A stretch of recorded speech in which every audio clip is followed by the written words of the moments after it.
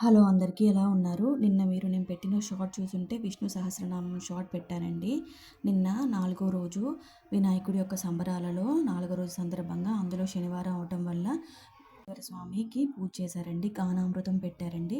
గానామృతం కంటే ముందు విష్ణు సహస్రనామం చదివారు. విష్ణు సహస్రనామం చదివినంత ఫలితం ఒకే ఒక మంత్రంలో ఉంటుందండి.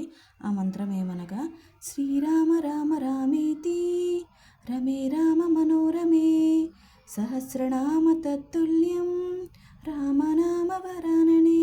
విష్ణు సహస్రనామం లక్ష్మీ అష్టకం వెంకటేశ్వర స్వామి యొక్క శతనామావళి చదివిన తర్వాత వెంకటేశ్వర స్వామి యొక్క గానామృతం మొదలుపెట్టారండి.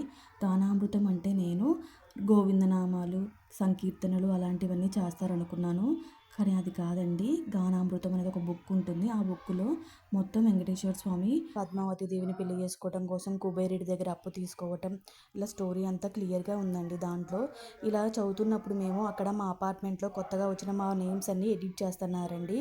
ఈ రెండు జరుగుతుండగా నాకు ఒక సామెత గుర్తొచ్చిందండి. ఇల్లు కట్టి చూడు పెళ్లి చేసి చూడు అంటారు. ఆ సామెతల యొక్క అర్థం నాకు అంతగా తెలియకపోవచ్చు, కానీ కొన్ని ఇయర్స్ నుంచి నాకు ఆ రెండు చాలా కష్టమని అర్థమైందండి. ఈ రోజుటి మినీ వ్లాగ్ ఇంతేనండి. Thanks for watching. ఓం నమో నారాయణాయ.